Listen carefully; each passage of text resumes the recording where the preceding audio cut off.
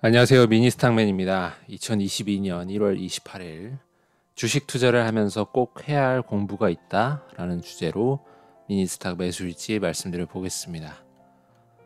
이날 미장은 위와 같았습니다. 지수 최고점 대비 다우 마이너스 7.2%, 나스닥 마이너스 16.8%, S&P 500 마이너스 9.8%인 상황입니다. 정말 많이 내려왔습니다. 나스닥.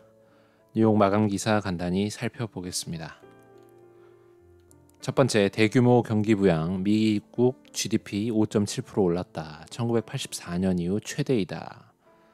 지난해 미국 경제가 1984년 이후로 가장 큰 폭으로 성장한 것으로 나타났습니다.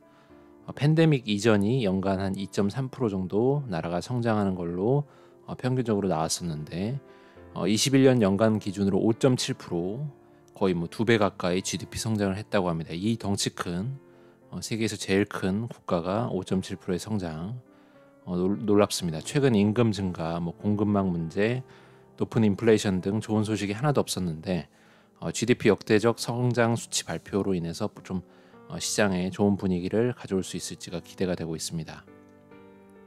두 번째, 페드가 금리 인상에 진지하다. 빠르면 3월에 할 수 있다고 분명히 밝혔는데요.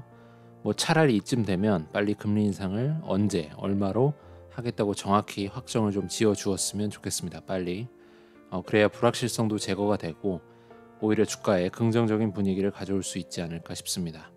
금리가 오른다는 건 양적 완화의 파티가 끝났음을 의미하기도 하지만 또 시장의 분위기가 좀 좋은 상황에서 시장의 센티멘트가 좀 긍정적인 상황이라면 금리가 오른다는 것에 대한 인식이 지금은 무서워들만 하지만 그때 되면 경제적인 체력이 뒷받침되기 때문에 또 금리를 올리는 것이 아니겠습니까? 그래서 좀 좋은 신호로 해석이 될 수도 있습니다. 실제로 금리가 인상됐을 때 나스닥이 빠졌던 적이 없다고 합니다. 그래서 믿고서 나스닥을 가야 되지 않나라는 생각을 더 해보게 되고요.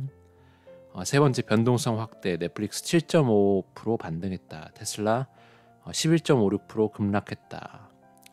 넷플릭스는 유명한 인물이죠. 투자자, 어찌 보면 위대한 투자자라 볼 수도 있는 빌 에크먼이 넷플릭스를 310만 주를 샀다는 소식이 들려오면서 이것에 힘입어 7.5%가 확 올랐습니다. 대충 원화로 계산해 보니까 약 1.3조를 베팅한 거죠. 굉장합니다. 잘생겼고 돈도 많습니다. 이분 얼마 전까지 페드가 더 무섭게 세게 금리 인상 자주 하고 QT 양적 긴축도 빨리 해야 된다라고 시장에 겁을 주면서 목소리를 높이셨던데 이렇게 또 상황이 되니까 또 저가 매수를 세게 베팅을 하는 거 보면 참 돈 벌기 쉽고 전략적이라는 생각이 듭니다. 테슬라는 실적이 굉장히 좋게 나왔음에도 불구하고 반도체 공급망 이슈로 인해서 올해 신차 출시 계획이 없다라는 걸 밝히면서 몇 가지 이슈의 영향을 받아서 11% 넘게 급락을 했습니다. 많이들 픽업 트럭이 미국에는 제일 잘 팔리기 때문에 사이버 트럭을 기대하고 있는데 아직은 멀은 것 같습니다. 보시면 3배의 테슬라 롱이나 숏을 때리는 분들도 많이 보이시던데 3배 추종하는 테슬라 ETF 사신 분들은 아마 11.56%면 거의 30% 이상 한 방에 하루에 내렸을 테니까 좀 패닉이셨지 않나라는 생각이 좀 드네요. 걱정도 좀 됩니다. 어쨌든 오늘도 룰대로 매수하였습니다. 총평가액 4,854만 원 되어가고 있고요. 마이너스가 많이 보이고 있지만 그래도 꾸준히 변함없이 매수해 나가겠습니다. 금일 주문 내역은 포드 15만 원, 애플 5만 원, 알파벳 10만 원, AMD 10만 원, 엔비디아 10만 원 총 50만 원 매수했습니다.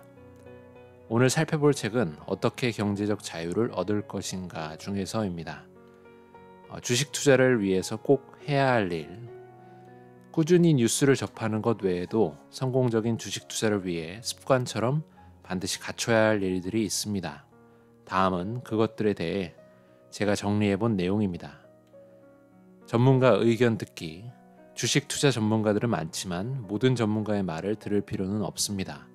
단기 매매의 기술을 말하는 고수들보다는 장기적 관점에서 전문성을 가진 이들의 의견과 경험, 사례, 이론에 대한 이야기를 많이 들으시기 바랍니다. 그런 사람들의 이야기를 듣다 보면 그들의 건강한 투자 철학이 내게도 내재화되기 시작합니다. 재무제표와 관련된 공부하기. 누누이 말하지만 재무제표의 행간을 읽고 숫자를 분석하고 사업계획서를 파악할 수 있는 능력은 주식 투자자가 갖춰야 될 제1의 덕목입니다. 자신이 투자하려는 종목의 지난 3년간 재무제표를 보고 향후의 재무 상황까지 예측하는 방법은 무조건 공부하여 자신의 것으로 만들어야 합니다. 경제신문 꾸준히 읽기. 국내 경제 일간지부터 글로벌한 경제 및 금융 이슈를 다루는 언론의 기사를 꾸준히 읽어야 합니다. 바쁜 날엔 헤드라인만 읽는 한이 있어도 매주 최소 나흘 이상은 이 습관을 갖기 위해 애써야 합니다. 이렇게 5년이든 10년이든 해나가다 보면 연대기적 관점에서 경제 현상과 산업 동향을 바라보는 나만의 시각이 자연스럽게 형성이 됩니다.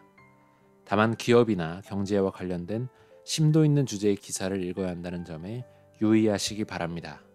매일의 주식 시황을 다루는 기사는 별 도움이 되지 않습니다. 좋은 투자 클럽 가입.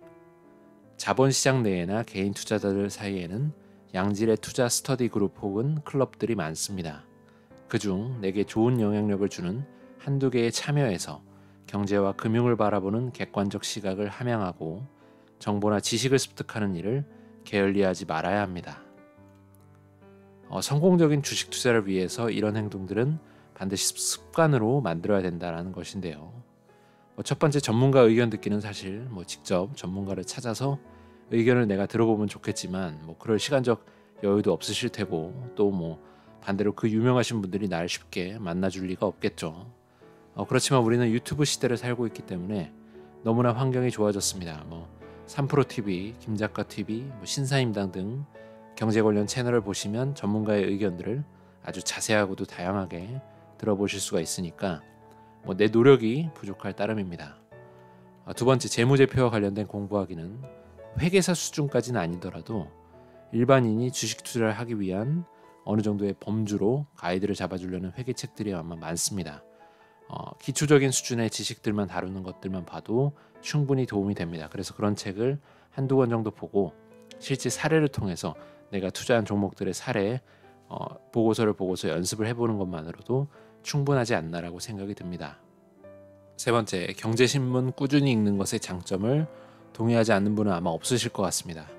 저는 시간이 없으면 헤드라인과 기사 제목만이라도 읽어보려고 노력하고 있고, 특히나 기사 제목만 가지고 기사의 논조가 어떻게 되었을까, 어떤 흐름으로 이 기사를 썼을까 하는 그런 것들, 또 어떤 주장을 이 기사에서는 하고 있는 것일까를 미리 생각을 해보고 나서 기사를 실제 읽어보면 도움이 많이 되더라고요.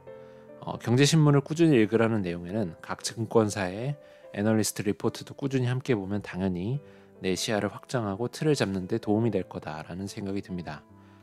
네 번째, 좋은 투자 클럽 가입은 전 사실 꼭 필요하다고 동의하지는 않습니다. 함께 투자를 하며 공부해 나가는 사람을 만나면 참 좋겠지만 각자의 상황이 다르고 하다 보니까 주식 투자는 결국에는 고독한 나의 의사결정이 가장 중요해지지 않나라고 생각이 듭니다. 정말 좋은 영향을 함께 교류하고 서로 힘이 되어줄 수 있는 그런 투자 클럽이면 참 좋겠지만 많은 투자 클럽이 리딩방의 형태를 보인다든지 정말 좀 안 좋은 성격의 것들로 많이 변질되는 것들이 많아서 좋은 투자 클럽을 찾으려는 수고 자체를 아예 저는 좀 포기했습니다. 좀 시간 낭비 같더라고요. 그래서 스스로 노력하고 결국 내 투자에 대한 책임을 내가 지는 쪽으로 그렇게 하고 있습니다. 어쨌든 이런 모든 정보들을 다 취사 선택하시면서 본인에 맞게 적용을 해나가시는 것이 가장 중요하지 않나라는 생각이 드네요. 장이 많이 좋지 않고 그런데 명절 지나고 나면 어떻게 될지 또 한번 지켜봐야겠습니다.